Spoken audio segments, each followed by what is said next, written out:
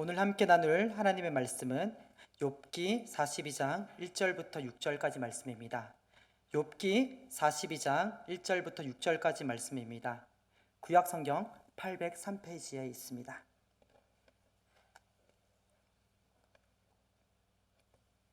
제가 한 절, 여러분들 한 절 번갈아서 읽겠습니다. 욥이 여호와께 대답하여 이르되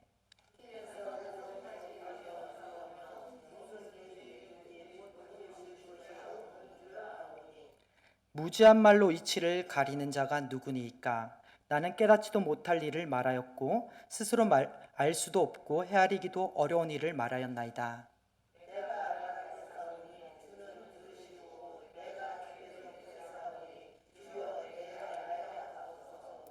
내가 주께 대하여 귀로 듣기만 하였사오나 이제는 눈으로 주를 배움나이다. 같이 읽겠습니다. 그러므로 내가 스스로 거두어 드리고 티끌과 제 가운데에서 회개하나이다. 아멘. 네, 오늘은 주를 배움나이다 라는 주제로 함께 나누고자 합니다. 오늘 말씀을 나누기 전에 제가 좋아하던 한 만화에 대해서 이야기를 하려고 하는데요. 혹시 검정고무신이라고 하는 만화를 아십니까? 네, 저 굉장히 재밌게 봤던 만화인데요. 저는 그 만화를 보면서 정말 저의 어린 시절이 많이 떠올랐습니다. 그 만화는 1969년 정도를 배경으로 하고 있는데 1980년대에 태어난 제가 굉장히 공감이 되더라고요. 저와 함께 타임머신을 타고 과거로 가시면서 성도님들의 과거를 또 생각하시면서 함께 나누어 봤으면 좋겠습니다. 그 만화를 보시면 아이들이 굴렁쇠라는 것을 가지고 막 마당에서 뛰어노는 모습을 볼 수가 있습니다. 굴렁쇠 아시나요? 네. 이거 모르시면 이제 완전 어린 세대겠죠. 네. 굴렁쇠는 이제 자전거 바퀴나 이제 망가진 바퀴에서 고무를 뜯어내고 그 홈에 이제 나무나 짝대기를 이제 꽂아서 밀면서 빨리 가는 사람이 이기는 그런 경기잖아요. 저도 이제 운동회만 되면 저희 시골에서는 그런 경기를 했어요. 굴렁쇠를 가지고 학교에 있는 굴렁쇠를 가지고 대결을 하곤 했습니다. 그리고 다들 고무신 아시죠? 네, 고무신 신었던 기억들 다들 있으시죠? 네, 저도 검정 고무신을 신었던 것 같습니다. 고무신 그렇게 편할 수가 없어요. 어쩌면 지금 제가 신고 있는 이런 신들보다도 더 편했던 것 같습니다. 비가 와도 그냥 물 털어버리면 되잖아요. 흙이 묻어도 물에 헹구면 돼요. 굉장히 편했습니다. 제 기억상 하얀 고무신은 어른들이 신었던 것 같아요. 차별이 좀 됐죠. 그리고 저희 집은 푸세식 화장실을 사용했는데 항상 화장실에 똥이 차면 가득 차요. 이거 이제 쌀 수가 없는 상황이 되면 이제 이 똥을 퍼서 밭에 뿌리곤 하셨습니다. 검정 고무실에 나오는 똥포 아저씨를 보면 냄새 때문에 사람들이 피하거든요. 저희들도 아버지가 똥을 푼 날이면 냄새 나서 가까이 가기가 싫었습니다. 또 놀 게 뭐가 있겠어요. 동네 친구들과 골목이나 운동장에서 모여서 노는 게 재밌고, 여름이면 가까이에 있는 폭포나 바닷가 가서 이제 물놀이를 하였죠. 그런 촌놈이었던 제가 세상을 아는 방법은 TV를 켜서 뉴스를 보는 것밖에 없었습니다. 그런데 집이 산이라서 제대로 나오는 것은 KBS 1밖에 없었어요. 그것도 잘 안 나오는 날이 많아서 그 옛날 안테나 기억하시나요? 빨래거리 같은. 네, 그걸 막 이리저리 돌려서 아버지가 좀 더 돌려! 이러면 막 돌리고 이렇게 해서 이제 신호를 맞추었던 그런 기억이 있습니다. 아마 그 시대를 대부분 기억하고 계실 텐데요. 그때는 지금과 같은 세상을 상상도 못했습니다. 지금은 스마트폰 하나만 있으면 우리는 서로가 어디에 있는지 금방 확인할 수 있잖아요. 언제든 원하면 세상이 돌아가는 내용을 확인할 수 있고 심지어 내 정보를 사진이나 영상으로 찍어 보관할 수도 있고 상상만 해봤던 화상통화가 현실이 된 시대를 우리는 살고 있습니다. 그런데요. 이렇게 기술이 발전하고 대한민국이라고 하는 나라가 선진국이 되었음에도 인간의 본질적인 문제를 해결해 주지는 못했습니다. 여러분, 인간의 범죄가 줄어들었을까요? 지금도 인터넷 뉴스를 보면요, 범죄, 정치 다툼 등 사회 문제가 대부분을 차지하고 있습니다. 이 문제들을 빼면 우리가 볼 뉴스가 도대체 무엇일까라는 생각이 들 정도죠. 인간은 좀 더 평등해졌을까요? 흙수저, 운수저, 금수저라고 들어보셨죠? 지금은 태생의 한계를 벗어나지 못하는 그런 시대라고 이야기하고 있습니다. 빈부격차가 갈수록 커지고 있다고도 하죠. 젊은 세대는 어떻습니까? 2011년에 젊은 세대들을 향해 3포 세대라는 이야기가 나왔습니다. 취업, 난, 불안정한 일자리, 천정부지로 치솟는 집값, 물가 상승에 따른 생활 비용의 지출 등으로 인해 연애, 결혼, 출산 세 가지를 포기한 세대를 일컫는 신조어였습니다. 그런데 그 얼마 지나지 않아서 5포 세대, 7포 세대라는 용어가 나왔고 이제는 M포 세대라고 이야기합니다. 환경적인 이유로 포기할 게 너무 많아서 셀 수가 없다라는 것이죠. 아니, 기술이 발전되고 나라가 선진국이 되었다면 이런 문제는 사라져야 되잖아요. 그러나 우리나라뿐만 아니라 세계를 선도하고 있는 미국과 같은 국가조차도 이런 인간의 본질적인 문제를 해결하지 못하고 있습니다. 코로나 시대를 우린 겪었잖아요. 그 가운데 우리는 얼마나 인간이 연약한지 우리는 다시 한번 알게 되었습니다. 이런 세상 속에서 많은 사람들이 자신의 삶의 상황들, 문제들을 보면서 이렇게 외칩니다. 왜 하필 나에게 이런 일이 발생하였을까? 왜 나는 좋은 환경에 살아가는 사람들, 모든 일이 잘 풀리는 사람들과 달리 어려운 상황에 놓여 있는 것일까? 도대체 내 인생은 왜 이런 것이란 말인가? 그런데 지금껏 인류 역사상 어떤 종교도, 철학도 이 문제에 대한 해답을 줄 수 없었습니다. 만일 해답이 존재한다면 우리의 삶에서 더 이상 불공평하고 이해하지 못할 그런 문제들이 발생하면 안 되죠. 그런데 이 문제에 대한 해답을 주고 있는 책이 있습니다. 아시다시피 바로 성경책이죠. 특히 오늘 욥기서는 그 해답을 찾아가는데 매우 큰 도움이 됩니다. 현실의 상황 속에서 이런 답답한 상황을 보내시는 분들, 그리고 인생의 여정 속에서 이런 이해하지 못할 문제들을 만나시는 분들께 이 욥기서는 매우 큰 도움이 되실 것입니다. 자, 이렇게 이해하지 못할 환경에 대해서 욥기서는 여러 가지 해석을 보여줍니다.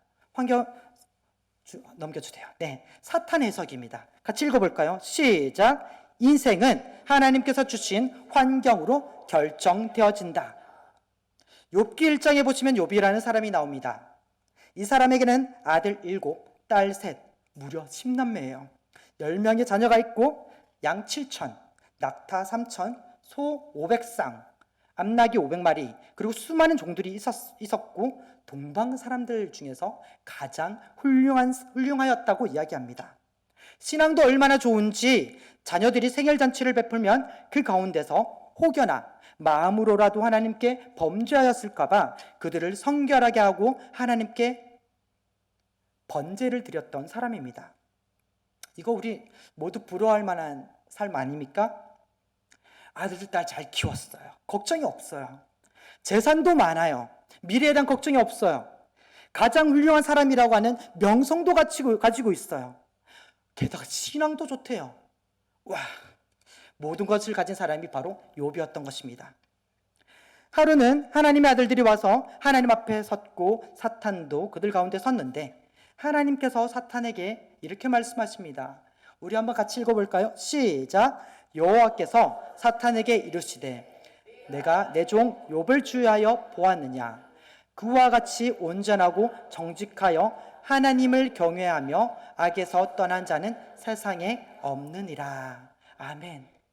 하나님이 지금 사탄에게 욥을 자랑하고 있는 거예요. 봐, 이런 사람 봤니? 이러니까 사탄이 뭐라고 이야기해요? 이렇게 이야기합니다. 이것도 좀 길지만 같이 읽어보겠습니다. 빨간색만 읽어볼게요. 시작. 욥이 어찌 까닭없이 하나님을 경외하리이까? 주께서 그와 그의 집과 그의 모든 소유물을 울타리로 두르심 때문이 아니니까. 사탄은 욥이 그렇게 하나님을 잘 믿는 것은 하나님께서 많은 복을 주셨기 때문이라고 이야기합니다. 즉, 욥이라는 완벽하게 보이는 사람이 만들어진 것은 그 환경 때문이라는 거죠. 이 말을 욥이 아닌 전혀 다른 상황에 놓인 사람들에게 적용해 볼까요?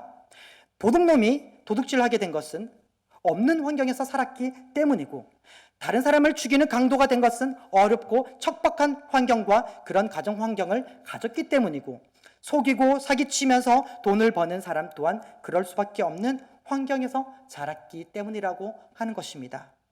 이렇게 각 사람의 현재 모습은 그 사람의 환경의 결과라는 사탄의 말에 성도님들은 동의하십니까? 사실요, 저는 이 사탄의 주장에 굉장히 뜨끔했습니다. 전 농사꾼의 아들로 20년 동안 농사를 도우면서 산속에서 살았습니다. 친구들에게는 문명의 혜택을 덜 받은 친구라는 별명 아닌 별명을 가졌던 저는 종종 제가 평범하게 도시에 사는 집에서 태어났었다면 얼마나 좋았을까. 저는 어릴 때 도시에 나가면 그렇게 밤에 켜져 있는 가로등이 볼 수가 없었어요. 저희 집은요, 깜깜하거든요. 가로등이 하나도 없어요. 올라가는 길은 굉장히 깜깜하고요, 옆에 막 무덤이 놓여 있어요. 토끼라도 뛰어다니면 깜짝 놀라고. 그래서 저는 도시에 사는 집에 태어났었으면 하는 생각을 가지고 있었습니다. 어느 날 아침에 눈을 떠보니, 자, 이제까지 너의 삶은 후계자 교육을 위해 서민들의 삶을 체험하도록 하는 것이었다. 이제 후계자로 교육받아야지 라며 아버지가 갑자기 본인이 대기업의 회장이라고 정체를 밝히는 그런 꿈을 꾸게 됐습니다. 제가 특이하게 이런 극단적인 생각을 했는지는 모르겠지만, 흙수저, 은수저, 금수저라는 말 자체가 환경이 우리 삶에 미치는 영향이 매우 크다는 것을 알려주고, 나는 저런 환경에서 살았으면 하는 그런 바람을 담고 있습니다. 이것이 우리의 또 상식이기도 하죠. 환경이 그 사람을 만든다. 저는 맹자의 어머니 또한 아들이 올바로 자라도록 하기 위해 환경을 3번이나 바뀌었다는 고사의 내용만 봐도 저는 환경이 삶에 미치는 영향이 크다는 것은 틀린 말은 아니라고 생각합니다. 하지만 이러한 생각은 위험한 방향으로 흐를 수 있습니다. 사탄이 뭐라고 했죠? 하나님이 주신 좋은 환경들 때문에, 복 때문에 지금의 욥이 있는 것이잖아요 라고 이야기를 하고 있잖아요. 다른 말로 하면요, 우리가 좋은 사람이 되는 것뿐만 아니라 나쁜 사람이 되는 것 또한, 감사하는 삶을 사는 것뿐만 아니라 불평하고 원망하는 삶을 사는 것 또한 그런 환경을 주신 하나님 때문이다 라는 말이 되는 것 믿습니다. 하나님께 책임을 돌리게 되는 것이죠. 이런 사탄의 말에 하나님은 뭐라고 말씀하세요? 그의 몸에만 손을 대지 말고 모든 소유물을 마음대로 하라고 하시잖아요. 그 결과 사탄은 욥이 가진 모든 것을 빼앗기 시작합니다. 소와 나귀는 스바 사람들에게 약탈당했어요. 그 소식을 그냥 듣고 있는 도중에 양과 종들은 갑자기 하늘에서 떨어진 불에 타서 사라졌어요. 또 그 소식을 듣고 있는 와중에 갈대아 사람, 그러니까 바벨론 사람들이 낙타를 약탈했고요. 또 그 말을 듣고 있는 도중에 천재지변으로 건물이 무너져 자녀들이 몽땅 깔려 죽었다라고 하는 이야기를 들었습니다. 한마디로 한 번 이런 일이 발생했다는 거죠. 온 세상이 욥과 원수인 것처럼 욥을 미워하는 것과 같은 그런 상황이 발생한 것입니다. 하나님을 향한 믿음을 저버리고 원망해야 될 것만 같은 그런 상황 아닙니까? 이런 상황에서 견딜 수 있는 사람들은 얼마나 있을까요? 자녀들이 갑자기 죽는다는 것은 우리에게는 상상도 하기 싫은 너무나 엄청난 재난이잖아요. 그 정도가 아니더라도 아마 우리가 하는 사업이 하루아침에 쫄딱 망하거나 우리 집에 하루아침에 경매로 넘어가 길바닥에 앉는 상황이 되면 정말 견디기 힘들 것입니다. 서럽고 비참할 거예요. 어쩌면 저라면 사역자로 이 자리에 서 있지만 욥과 같은 상황에 놓이게 되면 하나님을 원망했을 것 같아요. 그러나 욥은 그 상황 가운데서도 하나님을 원망하지 않습니다. 욕하지도 않아요. 욥이 뭐라고 고백했는지 다 함께 읽어보겠습니다. 시작! 내가 모태에서 알몸으로 나왔사온즉 또한 알몸이 그리로 돌아가올지라. 주시니도 여호와시요 거두시니도 여호와시오니 여호와의 이름이 찬송을 받으실지니라. 아멘. 얼마나 놀라운 믿음이에요.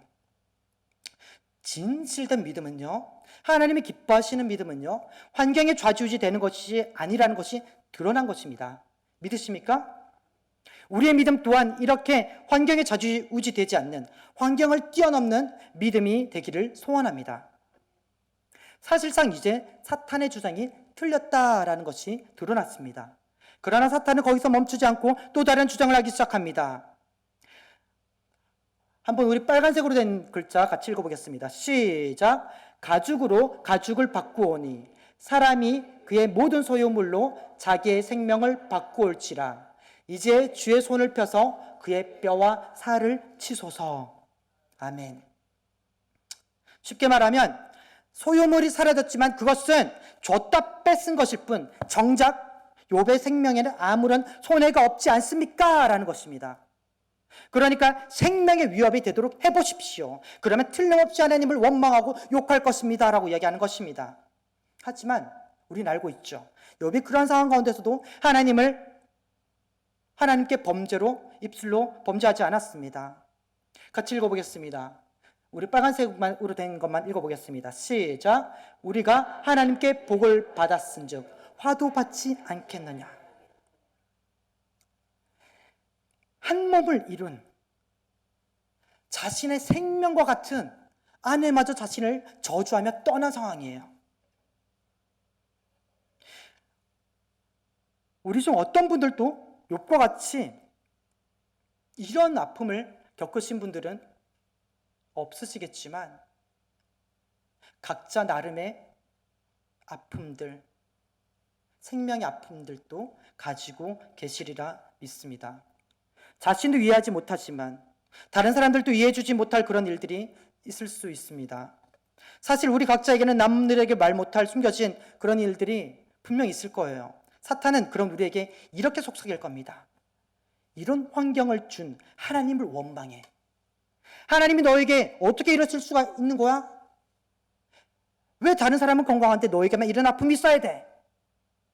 그때마다 욥을 기억하십시오. 욥의 믿음은 환경의 결과로 만들어진 것이 아니었습니다. 그의 믿음은 주변 환경뿐 아니라 자신의 생명까지도 뛰어넘는 것이었습니다. 우리가 가져야 할 믿음 또한 이런 믿음인 줄 믿습니다. 자, 그리고 우리는 이 다음에 두 번째 상황에 대한 해석을 볼 수 있습니다. 왜 나에게 이런 상황이? 라고 하는 상황에서 친구들은 이렇게 해석합니다. 밑에 까만색으로 된 거 같이 읽어보겠습니다. 시작. 환경은 지금까지 너의 삶의 결과다. 사탄의 주장이 틀렸음이 분명하게 드러났죠.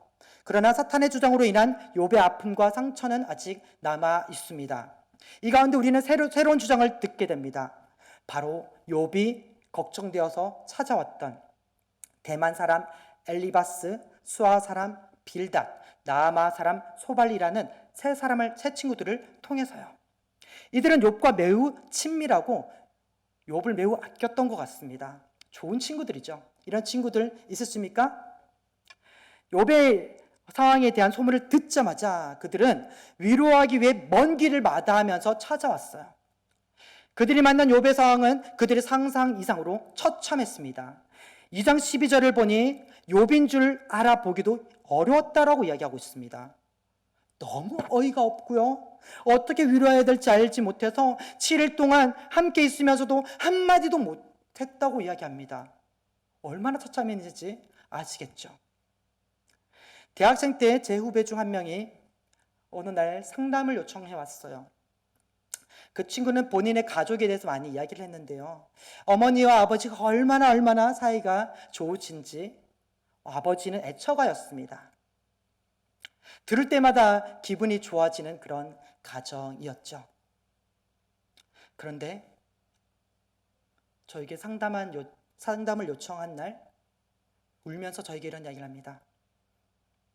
저희 아버지가 바람을 폈어요. 바람을 핀 것도 정말 화가 나는데 그렇게 애처가였던 아버지가 자신이 바람핀 것이 드러나자 오히려 적반하장으로 어머니를 몰아세우며 화를 내면서 이혼을 요구하더래요. 마치 사랑과 전쟁이라는 TV 프로그램에서만 보던 상황이 이 친구 집안에서도 발생한 거예요. 그 이야기를 듣는데 어떻게 위로해 줘야 될지 모르겠더라고요. 그냥 가만히 듣고 옆에 있어 주는 것 외에는 아무것도 할 수가 없었습니다. 그런데 욥의 세 친구들이 바라본 욥의 상황은 그보다 더 심했어요. 하지만 그들은 욥이 7일간의 침묵 끝에 자신의 생일을 저주하고 낙태되지 않고 자신이 태어난 것, 죽지 않고 살아있는 것 자체를 후회하는, 자신의 삶이 끊어지지 않고 지금까지 생명이 이어지고 있는 것에 대해서 한탄하는 말을 듣고 불편했던 것 같습니다. 그리고 어떻게 해서든지 답을 찾아주어야겠다라는 생각을 했던 것으로 보입니다. 여러분 기억하셔야 될 것은요, 욥의 세 친구들은 결코 욥이 잘못되기를 바라고 말한 것이 아니라는 것입니다. 욥이 잘되기를 바라는 마음으로 그들 나름의 해답을 찾고 말했다는 것을 알아야 합니다. 그들은 저 먼 곳에서 정말 본인의 친구, 욥을 생각해서 찾아온 친구들이었거든요. 그들은 사탄이 환경을 통해 욥이라는 사람이 만들어졌다는 의견과는 반대로 욥이라는 사람의 삶으로 인해 그런 환경의 결과가 주어졌다라고 주장하기 시작하였습니다. 우리 한번 빨간색으로 된 글자 같이 읽어보겠습니다. 시작. 악을 밭갈고 독을 뿌리는 자는 그대로 거두나니. 넘겨주세요. 같이 빨간색으로 된 글자 읽어보겠습니다. 시작. 하나님께 징계받는 자에게는 복이 있나니. 또 넘겨주세요. 읽어보겠습니다. 시작. 내 자녀들이 주께 죄를 지었으므로 주께서 그들을 그 죄에 버려두셨나니. 여러분 위로처럼 보이십니까? 친구들은 분명히 욥을 생각하면서 대답을 그 어려운 환경 가운데서 해답을 찾아주기 원했습니다. 그런데 위로가 되지 못했죠. 욥의 죄악 때문에 욥의 삶의 고난이 찾아왔다고 지금 이야기하고 있습니다. 정말 그런가요? 욥의 세 친구들과 달리 욥기 1장, 2장의 내용을 알고 있는 우리는 욥의 고난이 그의 잘못된 삶의 결과가 아니라는 것을 알고 있습니다. 그런데 왜 이 친구들은 이런 결론을 내린 것일까요? 사실 욥의 세 친구들의 말을 보면요, 그들이 얼마나 하나님을 잘 알고 있었는지 알 수 있습니다. 욥의 상황만 떼고 욥의 세 친구들의 말들만 한번 보십시오. 대부분 하나님에 대한 옳은 이야기들입니다. 이스라엘 사람도 아니면서 어떻게 이렇게 하나님에 대해, 율법에 대해 잘 알고 있는지 의문이 생길 정도죠. 그런데 그렇게 하나님과 하나님의 율법에 대해 잘 알고 있는 듯한 그들도 이렇게 잘못 판단한 것입니다. 친구를 위한다는 말이었지만 오히려 욥을 괴롭게 하는 말이 되었죠. 결국 자신의 삶에 대해 아무것도 이해하지 못하는 그들을 향해 욥은 이렇게 말합니다. 같이 읽어보겠습니다. 시작. 너가 힘없는 자를 참 잘도 도와주는구나. 기력 없는 팔을 참 잘도 구원하여 주는구나. 작년 이맘때였던 것 같습니다. 저희 구남매는 빛과 소금이라고 하는 모임을 만들어서 부모님을 섬기고 또 함께 돈을 모아 여행을 다니기도 하는데요. 작년에 8째인 동생이 형제의 여행 및 행사 모임을 담당했었습니다. 신기하죠? 그 친구가 모임을 진행하다가 실수로 포항에 있는 남동생을 빼먹고 서울에 있는 형제들에게만 연락하고 모임을 진행했습니다. 구남매쯤 되니까 이렇게 누군가를 빼놓는 일도 막 발생해요. 뒤늦게 포항에 있던 동생이 이 사실을 알고 속이 상해서 이견을 제시했습니다. 그런데 적반하장으로 이 잘못한 8째가 막 화를 내는 거예요. 그런데 하필 제가 작년에 그 모임의 회장이었습니다. 저 회장 출신이에요. 회장이 저였기 때문에 형제 사이에 의가 상하지 않도록 화해를 시키고자 했습니다.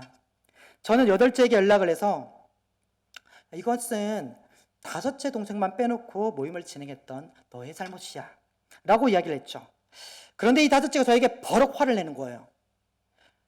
형은 다섯째 형의 편만 들고 형 왜 내 상황은 이해 못하냐. 전 좀 당황했습니다.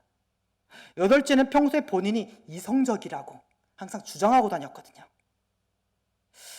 당황했지만 저는 그 친구들에게 설득했어요. 그래도 너가 먼저 잘못했으니까 먼저 연락해서 서로 풀어야 되지 않겠니? 라고 이야기를 하는데 그 친구가 저에게 와, 형은 정말 내 상황을 이해하려고도 하지 않는구나. 가르치려고만 하는구나. 라고 연락을 끊어버렸어요. 1년이 지난 지금도 약간 서먹서먹해요. 제가 곰곰이 생각하면서 후회했던 것은 아무리 옳은 말이라고 하더라도 그 친구의 상황에 대한 이해가 먼저 되어야 했다는 것입니다. 옳은 말은 해야 되죠. 그러나 상대방에 대한 이해가 없는 말은 문제 해결에 도움이 되지 않고 문제를 키울 가능성이 큽니다. 성경도 마찬가지죠. 성경, 하나님의 말씀은 누군가 정죄하고 우리로 하여금 다른 사람을 판단하도록 주어진 것이 아닙니다. 정죄와 판단의 권한은 오직 하나님께만 있습니다. 성경은 남이 아니라 우리 자신의 삶 속에 적용하도록 주어진 것입니다.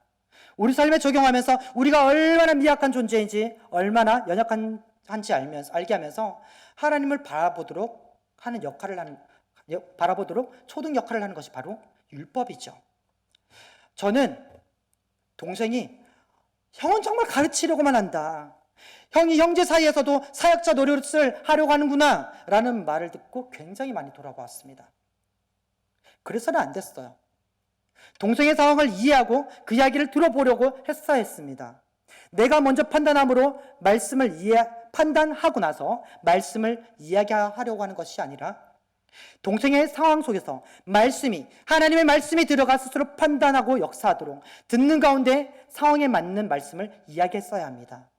저는 저의 지혜대로 이야기한 것이지 말씀이 역사하도록 하지 않았기에 저의 말이 옳은 상황에서도 형제의 의가 깨어졌던 것입니다.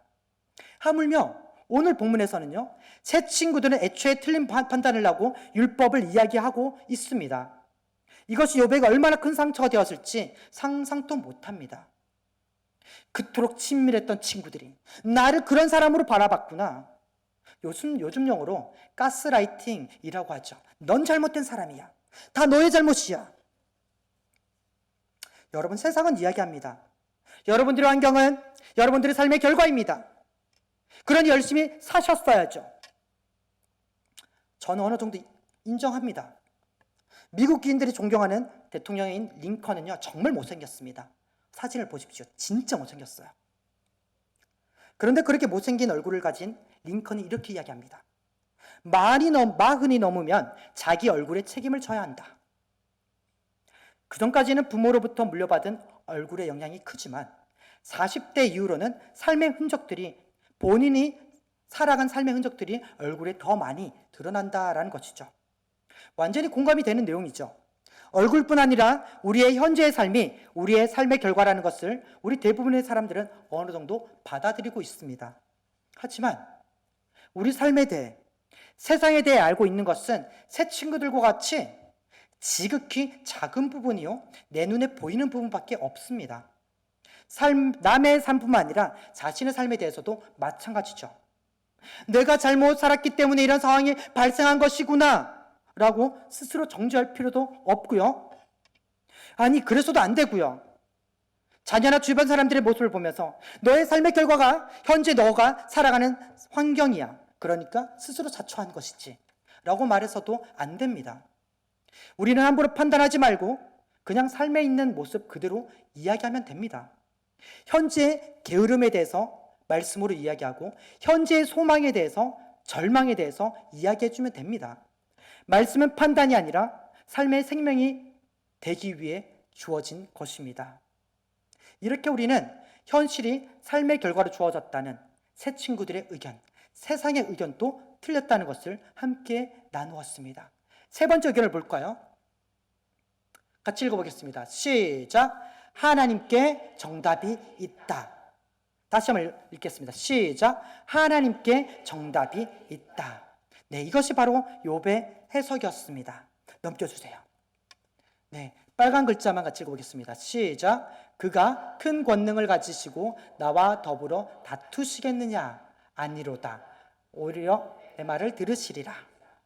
아멘. 욥은 입술로 하나님을 욕하거나 범죄하지 않았습니다. 그러나 그는 이해되어지지 않는 자신의 답답함에 대해서 토로하기 위해서 하나님을 찾았습니다. 친구들이 이 모든 당한 일은 다 너 때문이야 라고 이야기하는데 친구들이 짚어주는 그 어떤 죄악들도 욥 자신과는 상관이 없었습니다. 친구들의 모함 속에 그의 답답함은 커져만 가죠. 물론 그는 하나님이 정답을 가지고 계신다는 것을 알고 있습니다. 그래서 이렇게 고백합니다. 같이 읽어보겠습니다. 시작. 그러나 내가 가는 길을 그가 아시나니 그가 나를 단련하신 후에는 내가 순금같이 되어 나오리라. 아멘. 그는 하나님이 자신의 상황을 아시고 그 모든 상황 가운데서도 선한 뜻이 있다는 것을 믿었습니다. 그러나 그 선한 뜻이 무엇인지도 알지 못했고 자신이 당하는 그 상황을 어떻게 해석해야 될지 알지 못했습니다. 왜 나에게 이런 일이 발생했나요? 하나님, 나는 이런 일을 당할 일을 하지 않았어요. 제발 하나님 저에게 나타나셔서 자 변론할 수 있도록 해주세요 라고 이야기했죠. 욥은 지금 해답을 하나님께 찾고 있습니다. 제가 정말 이해할 수 없었던 군대 장교가 있었는데요. 저는 당번병이라고 하는 대대장을 모시는 일을 했었습니다. 대대장실 밖에서 업무를 보고 있는데 항상 대대장님의 고함 소리가 들리곤 했습니다. 임마! 누가 이렇게 처리하라고 했어? 이런 이야기가 하루에도 수십 번 들려왔습니다. 하루는 저랑 친한 장교 중 한 명이 대대장실에 들어가서 어느 날처럼 실컷 깨지고 나왔습니다. 그런데 다른 장교들과 달리 그 장교님의 얼굴은 미소가 가득한 거예요. 아, 뭐지? 고통을 즐기는 사람처럼 보이진 않는데? 제가 궁금해서 물어봤습니다. 저 장교님, 어떻게 장교님은 그렇게 혼나고 나서도 얼굴에 미소가 가득할 수 있는 것입니까? 그래서 그 장교님이 이런 이야기를 해요. 천평아, 보다시피 상황만 보면 난 지금 굉장히 억울한 상황이야. 그런데 있잖아, 내가 자라오면서 만난 하나님은 이런 억울함 가운데 항상 함께 하셨던 분이야. 나는 지금 이 상황에 대해 명확하게 판단을 내릴 수가 없어. 그런데 하나님이 이 모든 상황을 알고 계시고 정답이 되신다는 것을 알기 때문에 이렇게 억울한 상황 가운데서도 괜찮아. 굉장하지 않습니까? 사실 그때는 그 장교님의 말이 이해가 되지 않았어요. 맹신처럼 여겨졌어요. 그런 상황 가운데서 하나님이 정답이 되신다는 거, 그리고 그것을 믿기 때문에 그런 상황 가운데서도 의연할 수 있다는 것. 그런데요, 제가 만난 믿음의 사람들은 다 그런 장교님들과 같이 어려운 상황들을 이겨내면서 하나님이 정답이 되셔 라는 공통적인 믿음의 고백을 했었습니다. 물론 믿음의 사람이라고 모두 의연한 것은 아닙니다. 어떤 사람은 욥과 같이 왜 나에게 이런 고난을 주시나요? 라고 고통스러운 질문을 하는 분도 있죠. 그럼에도 불구하고 믿음의 사람들은 하나님이 정답이 되신다는 사실을 놓지 않았습니다. 저는 이러한 믿음이 머리로 이해되어지는 믿음이 아니라는 것을 뒤늦게 깨달았습니다. 왜냐하면 하나님을 정답으로 아는 것은요, 그러한 삶을 살아가는 것은요, 하나님을 만나야지만, 성령 하나님이 역사하셔야지만 가능한 것이거든요. 저도 하나님을 깊이 만나고 나서야 하나님이 정답이구나 라는 그들의 말이 허황된 것이 아니라는 것을, 당연하다는 것을 깨닫게 되었습니다. 물론 이런 믿음 또한 순간순간 환경을 바라볼 때마다, 저 자신의 연약함을 바라볼 때마다 흔들리지만요, 욥은 자신의 상황에 대한 문제에 대한 해답이 하나님께 있음을 알았습니다. 그래서 끊임없이 하나님을 찾았죠. 아마 하나님은 응답을 찾고 구하는 시간은 광야와 같은 그런 시간이었을 것입니다. 그럼에도 불구하고 그는 하나님을 찾고 또 찾았습니다. 그러나 그 또한 하나님을 찾는 과정에서 잘못한 것이 있죠. 자신의 옳음을 주장하는 그 과정에서 자신이 당한 고난의 억울함을 주장하다가 그 상황을 허락하신 하나님이 불의하다고 주장하게 된 것입니다. 그래서 하나님께서 이렇게 물어보시죠. 욥기 40장 7절부터 8절 같이 읽어. 40장 7절부터 8절까지 하나님이 이렇게 말씀하십니다. 너는 대장부처럼 허리를 묶고 내가 너에게 묻겠으니 내게 대답할지니라. 너가 내 공의를 부인하려 하느냐? 너의 의를 세우려고 나를 악하다 하겠느냐? 욥은 내가 억울합니다 라고 주장하는 그 가운데서 정말 욥이 그것을 본인이 인지했는지 인지하지 않았는지는 모르겠지만 그 가운데서 하나님이 불의하신 것처럼 이야기한 거죠. 우리 또한 욥과 같은 실수를 종종 저지를 때가 있습니다. 하나님 말씀해 주십시오. 왜 제가 이런 일을 당해야 합니까? 라는 기도는 우리가 할 수 있는 당연한 것이기도 하지만 어쩌면 우리의 억울함을 주장하다가 하나님이 불의하시다는 것을 은연중에 말하는 것일 수도 있거든요. 현실의 문제에 있어서 욥과 같이 하나님이 답이 되신다는 믿음을 가지셨으면 좋겠습니다. 그러나 그때 하는 기도가 우리의 억울함을 토로하는 기도가 아니라 하나님의 뜻이 무엇인지 찾고 묻는 기도가 되었으면 좋겠습니다. 마지막으로 왜 나에게 이런 상황이? 라고 우리가 질문할 수 있는 그 순간에 정답이 있습니다. 같이 읽어보겠습니다. 시작. 하나님을 만나는 것이 정답이다. 욥기 42장 4절부터 5절 같이 읽어보겠습니다. 시작. 내가 말하겠사오니 주는 들으시고 내가 주께 묻사오니 주여 내게 알게 하옵소서. 넘겨주세요. 내가 주께 대하여 귀로 듣기만 하였사오나 이제는 눈으로 주를 배움나이다. 아멘. 욥기서의 결론을 보면요, 당혹감을 느낄 수 있는 분들이 종종 있습니다.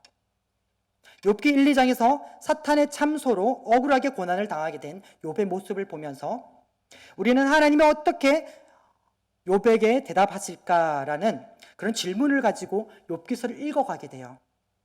그 가운데 욥과 친구들의 대화는 우리 인생의 문제에 대해 우리 인간이 어떤 방법으로 해결해 나가려는가 하는 것들을 엿볼 수가 있습니다. 그리고 이제 38장에서 하나님께서 정답을 밝히시려고 욥 앞에 나타나세요. 그런데 하나님은 욥에게 사실 있잖아, 너의 믿음을 자랑하고 싶어서 사탄으로 하여금 너에게 고난을 주도록 잠시 허용했던 거야. 참 미안하다 야. 뭐 이렇게 말씀하시지 않았어요. 그저 하나님 자신이 어떤 분이신지 그분의 창조하심과 주권을 드러내고 보이셨습니다. 이 가운데서도 우리는 계속 도대체 대답은 어디 있는 거지? 욥에게 어떻게 대답하실까? 궁금함을 가지고 읽어갑니다. 그리고 이제 42장 마지막 장을 읽게 되죠. 드디어 이 마지막에 대답이 있겠지? 자, 이 42장에서 하나님은 어떤 대답을 하셨을까요? 먼저 이 3절을 통해서 그가 자신의 옳음을 주장하려고 자신이 하나님에 대해서 함부로 판단했다는 것을 고백합니다. 회개하죠. 그리고 4절에서 다시 4절로 돌아가 보십시오. 이렇게 말합니다. 내가 말하겠사오니 주는 들으시고 내가 주께 묻사오니 주여 내게 알게 하옵소서. 자, 드디어 이제 욥이 정답을 이제 구하는 듯한 그런 모습이죠. 이제 하나님 어떤 대답을 하실까 기대가 되지 않으십니까? 우리 인생의 고난 가운데 고난을 겪는 이유가 무엇일까요? 묻는 그 가운데 이제 하나님 대답하셔야 되잖아요. 그런데 이후의 내용을 아무리 찾아봐도 하나님의 명확한 대답은 없습니다. 그래서 저도 이 욥기를 처음 읽었을 때 뭐야? 답이 없는 책이야? 하나님 나라에 가서 나중에 이 문제에 대한 답을 여쭤봐야지 라고 생각했습니다. 세계의 7대 불가사의처럼 이 욥기도 풀리지 않는 그런 불가사의처럼 여겨졌어요. 그런데요, 우리와 달리 욥은 해답을 얻었습니다. 우리 다시 한번 5절 같이 읽어보겠습니다. 시작. 내가 주께 대하여 귀로 듣기만 하였사오나 이제는 눈으로 주를 배움나이다. 아멘. 이게 욥이 얻은 해답이었어요. 이후에 욥은 다시 묻지 않아요. 이제까지 귀로만 들었는데 이제 눈으로 봤다고 이야기합니다. 어떤 특별한 대답을 기대하던 우리는 우리의 기대와 맞지 않는 대답을 찾지 못하니 대답이 없다라고 생각하기 쉽습니다. 그러나 욥에게는요, 하나님을 만난 것 자체가 정답이 되었습니다. 말씀으로 듣기만 하던 그 하나님을 만나서 눈앞에 배웠는데 그 자체만으로 대답이 되었다라는 것입니다. 성경을 보면요, 하나님 앞에 섰을 때 모든 죄인들의 죄악들이 드러나고 그들 또한 그 드러난 죄악으로 인해 변명하지 못하고 심판을 받게 될 거다라고 이야기하고 있습니다. 무슨 의미인가요? 하나님 앞에 섰을 때 하나님을 만난 것 자체만으로도 우리는 우리가 알지 못했던 것들을 깨닫게 되고 알게 된다라는 거예요. 하나님 만난 것 자체만으로 모든 것을 알게 되는 거죠. 욥도 마찬가지입니다. 하나님은 욥에게 어떤 특별한 대답을 하지 않으셨어요. 단지 38장에서 41장까지 꾸준히 욥에게 나타나셔서 자신이 어떤 분이신지, 난 이런 존재야, 넌 내가 어떤 존재인지 알고 있니? 라고 꾸준히 이야기하시죠. 그것만으로 욥에게 너무 명백한 대답이 된 겁니다. 하나님의 주권이 드러나는 것이 욥에겐 대답이 된 거죠. 42장에 보시면 욥의 말년을 이후에 기록하고 있는데요, 욥은 고난당하기 전보다 더 복을 받긴 했지만 매우 비슷한 복을 누렸음을 알 수 있습니다. 이전과 마찬가지로 아들 7, 딸 3에서 10명의 자녀를 얻었고 이전과 마찬가지로 수많은 소유물을 얻었습니다. 이것을 보면 어떤 생각이 들어요? 뭐야, 고난당했지만 그 전과 이후의 삶이 크게 달라지지 않았네? 라고 생각할 수 있지 않나요? 그러나 분명 알아야 하는 것은요, 욥에게는 하나님을 만난 이전과 이후의 삶이 달랐다는 것입니다. 이전에는 하나님을 귀로만 들었던 그런 삶이었다면 이제는 하나님을 보고 만났던 삶을 살고 있는 것입니다. 이전에는 인생의 답을 찾지 못해 답답했지만 이제는 아닌 것이죠. 하나님이 인생의 답이란 것을 알았으니까요. 우리도 마찬가지입니다. 우리 삶 속에서 이해되어지지 않는 수많은 여러 가지 상황들을 만날 수 있습니다. 그럴 때마다 우리는 여러 가지로 그 상황을 해석하겠죠.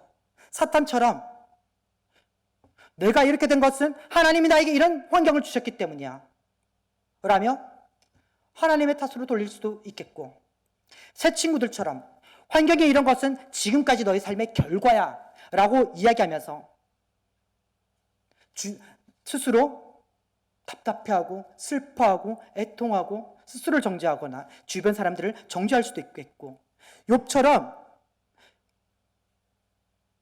하나님 답을 주세요, 하나님께 답이 있다는 것은 알아요, 그런데 전 억울해요 라고 이야기하면서 하나님이 답이라는 것은 알지만 억울한 나를 변호하기 위해서 하나님을 나쁜 분으로 만들 수도 있고요. 그때 우리가 하나님 앞에 찾고 나아가야 될 정답은 이겁니다. 하나님 만나주세요. 모든 것에 해답이신 하나님, 저와 만나주세요. 믿으십니까? 우리는 제자들이 우리에게 아버지를 보여주세요, 하나님을 보여주세요 라고 할 때 예수님이 내가 너희 앞에 있거늘 왜 아버지를 보여달라고 하느냐 라고 하셨던 말씀을 기억하고 있습니다. 예수 그리스도께서, 그 독생하신 하나님께서 직접 답이 되셔서, 정답이 되셔서 우리를 만나려고 내려오신 것입니다. 욥에게 그 존재 자체로 드러내사 정답이 되셨던 하나님, 그 하나님이 우리에게 그 아들 예수 그리스도를 보내사 만나 주신 것입니다. 믿으십니까? 독생하신 하나님, 우리 모두는 그분을 알고 있습니다. 그런데 성도님들은 그분을 만나는 것이 정답이다, 그분과 함께하는 것이 정답이다라는 생각을 하고 사십니까? 예수님은 자신을 향해서 이렇게 말씀하셨어요. 내가 곧 길이요 진리요 생명이다 라고 말씀하셨습니다.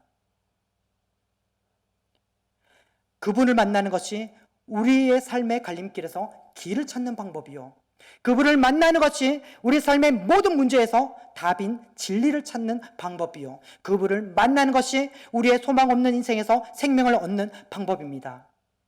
예수 그리스도를 만날 때 우리의 삶은 욥과 같이 변화될 것입니다. 주변 사람들이 볼 때는 똑같은 삶이라고 할지라도 예수 그리스도를 만난 사람은 압니다. 내 삶이 이전과 달라졌다는 것을요. 믿으십니까? 어떤 어려운 상황에 놓여 계십니까? 어떤 말 못할 아픔을 겪고 계십니까? 시대가 발전하고 격변해서 삶의 본질 격변할지라도 삶의 본질적인 문제는 결코 해결되지 않을 것입니다. 왜냐하면 이 세상은 죄로 물들어 있어 죽음으로 향해 가는 답이 없는 세상이기 때문입니다. 환경을 통해 답을 찾지 마십시오. 나 스스로에게서도 답을 찾지 마십시오. 여러분들의 문제의 해답은 예수 그리스도께 있습니다. 그래서 그분이 우리에게 오신 것입니다. 예수 그리스도를 만나셨습니까? 그러면 우리의 인생의 해답도 찾으셨을 것입니다. 아직 인생의 해답을 찾지 못하셨습니까? 예수 그리스도를 만나십시오. 또는 우리의 인생의 해답이라는 것을 알고는 있지만 삶에 놓여진 여러 문제에 대해서 답을 찾지 못하셨습니까? 여러분, 이걸 기억하십시오. 예수 그리스도는 우리의 생명을 구원하시기 위해 오셨을 뿐만 아니라 우리 하루하루의 삶조차 또한 구원하러 오셨다는 것을요. 예수 그리스도만이 우리 삶의 정답이 되십니다. 모든 인생의 정답이신 예수 그리스도와 동행할 때 우리의 의문들은 모두 사라질 것입니다. 아멘. 우리 다 함께 마지막으로 하나님을 만나는 것이 정답이다. 3번 한번 읽고 마치겠습니다. 시작. 하나님을 만나는 것이 정답이다. 하나님을 만나는 것이 정답이다. 하나님을 만나는 것이 정답이다. 아멘.